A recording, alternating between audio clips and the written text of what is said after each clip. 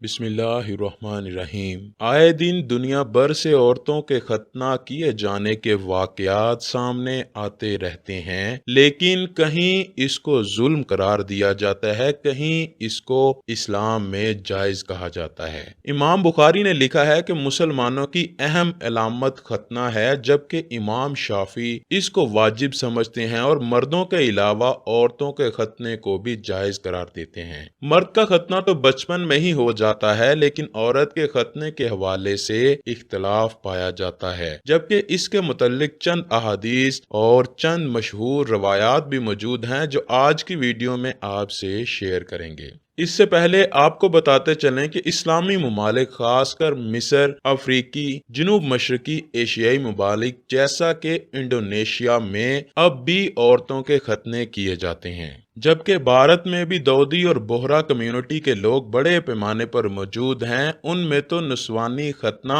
आम सी बात है। जैसे ही लड़की की उम्र 7 साल की हो जाए तो उसका खतना कर दिया जाता है। मर्द और औरत दोनों के हक में खतना करना मशरू है और सही यही है कि मर्द का खतना करना वाजिब और दीन इस्लाम में सुन्नत के शुआर में शामिल होता है, और औरतों का खतना करना मुस्तहिब है, वाजिब नहीं। नबुवा में ऐसे दलाइल मिलते हैं जो औरतों के खतने पर दलालत करते हैं। चुनाचे रसूल करीम सल्लल्लाहु अलैहि वसल्लम के दौर में मदीना में एक औरत खतना किया करती थी, तो रसूल करीम सल्लल्लाहु अलैहि वसल्लम ने उसे फरमाया, तुम बिल्कुल ही जड़ से ना काटना, क्योंकि ये औरत के लिए ज्यादा मुफीद और खामंद को ज्यादा पसंदीदा है। ये सुनन अबू दाऊद हदीस नंबर 5271 है। अलामा अलबानी रहमतुल्लाह अलैह ने सही अबू दाऊद में इसे सही करार दिया है। नस्वानी खतने को इंग्लिश में फीमेल जेनिटल म्यूटिलेशन या FGM कहा जाता है। इससे मुराद खवातीन के जिनसी आज़ा के बैरूनी हिस्से को कतई करने का अमल है। यह खतना अमूमन किसी तेजदार आले के जरिए दर्द कुश अदवियात के साथ या उनके बगैर किया जाता है।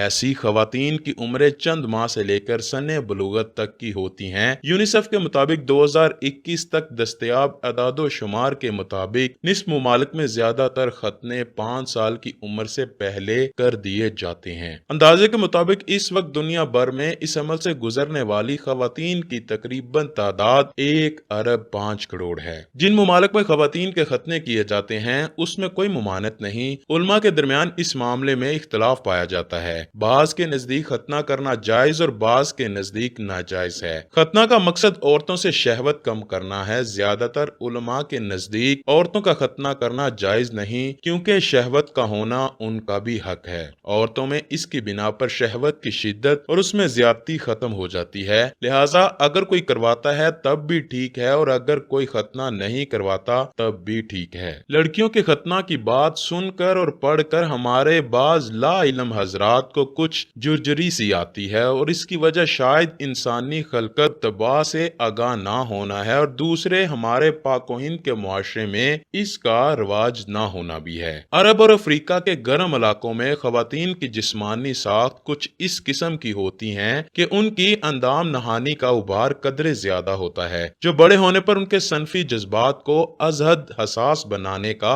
बाइस बनता है, और सनफी जज्बात का अजहद जिलहस होना यकीनन बाइस फितना है, जिसका इलाज शरीयत ने खतना तजवीज किया है, जो लड़कों के हक में वाजिब है, क्योंकि उसमें उनके लिए तहारत का मसला भी है, अलबत्ता लड़कियों में मुस्तहब है। और हमारे पाक-ओ-हिंद के मुआशरे में लड़कियों की तिबई साख्त इन इलाकों से काफी हद तक मुख्तलिफ है, इसलिए उलमा इस्लाम ने यहाँ इसकी जरूरत नहीं समझी। एक हदीस अलामा इब्न आबदीन रहमतुल्लाह अलैह ने नकल की है कि जिसमें रसूल अल्लाह सल्लल्लाहु अलैहि वसल्लम का फरमान मनकूल है कि मर्दों की खतना मुस्तहिब है और औरतों की खतना बाइस इज्जत है। हमारे यहाँ औरतों की खतना का रवाज नहीं, क्योंकि इसकी जरूरत नहीं समझी जाती, मगर अरब मुमालिक खसूसन मिस्र में सदियों से ये रवायत चली आ रही है कि औरतों की खतना की जा रही है। लेकिन सन 2008 में मुख्तलिफ तंजीमों की मुखालफत की वजह से मिस्र को भी नस्वानी खतनों पर पाबंदी आयद करना पड़ी। अब वहाँ जो डॉक्टर नस्वानी खतना करे उसके लिए 7 साल की सजा मुकर्रर है, जबकि जो शख्स नस्वानी खतने की दरख्वास्त करे उसके लिए 3 साल तक की सजा मुकर्रर कर दी गई है। उलमा और फुकहा इस बात पर मुत्तफिक हैं कि औरतों की खतना करवाना कोई کوئی واجبی تقیدی حکم نہیں ہے، البتہ اس عمل کے سنت یا مستحب ہونے میں فقہا کا اختلاف ہے، تاہم اتنی بات طے ہے کہ اگر ختنہ نہ کیا جائے تو کوئی حرج نہیں ہے۔ حبشہ، صومالیہ، سوڈان، افریقہ اور مشرق وسطی میں اب بھی 22 کروڑ ختنہ شدہ خواتین موجود ہیں، جبکہ 2012 میں اقوام متحدہ کی جنرل اسمبلی میں متفقہ قرارداد کے ذریعے سے نسوانی ختنے کو ممنوع قرار دیا جا چکا ہے۔ اب اگر مردوں کی بات کی جائے تو ختنہ کرنا سنت اور مسلمانوں کا شعار ہے، فقہی اعتبار سے مردوں کے لیے واجب ہے، تاہم اگر کوئی مرد ختنہ نہیں کرواتا تو وہ دین اسلام سے خارج نہیں ہوتا۔ حضرت ابو ہریرہ رضی اللہ تعالیٰ عنہ بیان کرتے ہیں کہ رسول کریم صلی اللہ علیہ وآلہ وسلم نے فرمایا، 5 اشیاء فطرتی ہیں: ختنہ کرنا،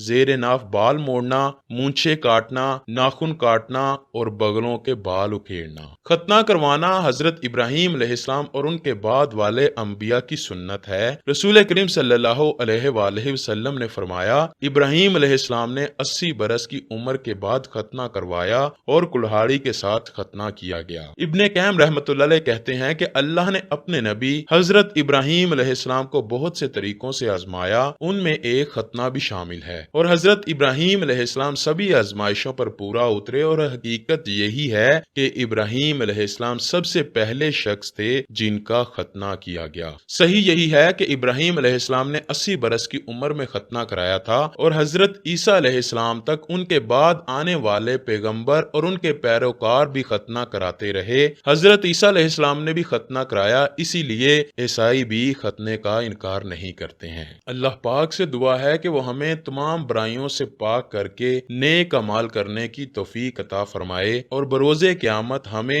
نبی پاک حضرت محمد صلی اللہ علیہ وآلہ وسلم کی شفاعت نصیب فرمائے۔